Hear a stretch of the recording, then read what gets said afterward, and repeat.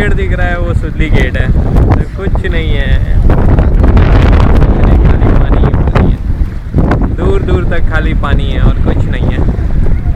देखो ये पूरा खेत में डूब गया है यहाँ पानी में। तब तो लोग